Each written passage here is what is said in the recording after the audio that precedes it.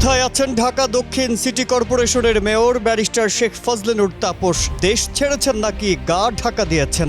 এ নিয়ে চলছে জল্পনা কল্পনা। শেখ হাসিনার পদত্যাগের আগেই অনেক এমপি মন্ত্রী দেশ ছাড়েন, যার মধ্যে তাপসের নামও শোনা যায়। বিশেষ করে তার নাম বারবার উঠে আসছে পিলখানা হত্যাকাণ্ডে সরাসরি জড়িত থাকার অভিযোগ হিসেবে।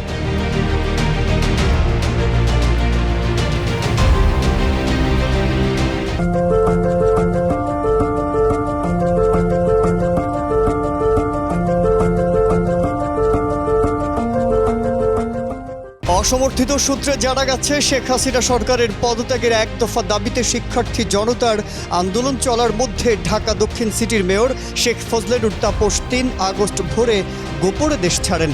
এদিকে ১৫ বছর আগে বিডিআর বিদ্রোহে রাজধানীর পিলখানার সংঘটিত ভয়াবহ হত্যাকাণ্ডের ঘটনায় সাবেক প্রধানমন্ত্রী শেখ হাসিনা, শেখ সেলিম, শেখ ফজলে নূর তাপস সহ অনেকে সরাসরি জড়িত ছিল বলে দাবি করছেন ওই ঘটনায় নিহত মেজর শাকিলের ছেলে রাকিন আহমেদ।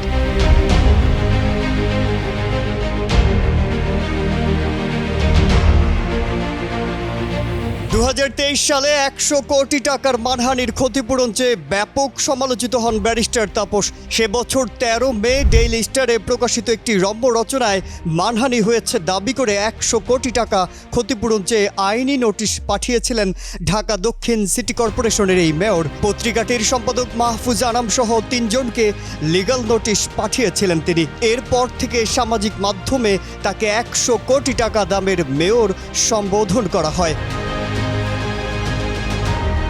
২০২১ সালে নানা ইস্যুতে ঢাকা দক্ষিণ সিটি কর্পোরেশনের mayor barrister Sheikh Fazle Noor Taposh mayor থাকার যোগ্য নয় বলে দাবি করেন সংস্থাটির সাবেক মেয়র ও আওয়ামী লীগের কেন্দ্রীয় কমিটির সদস্য মোহাম্মদ সাইদ খোকন। তিনি জানান, তাপস দক্ষিণ সিটি কর্পোরেশনের শত শত কোটি টাকা তার নিজ মালিকানাধীন মধুমতি ব্যাংকে স্থানান্তরিত করেছেন।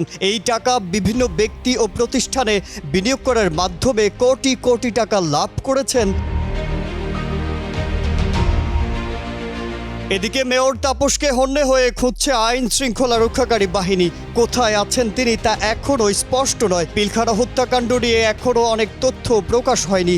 এ নিয়ে আরও স্বচ্ছ ও সুষ্ঠু তদন্তের দাবি জানিয়েছেন নিহতের স্বজনরা। আজহারুল আলম, কালের কণ্ঠ।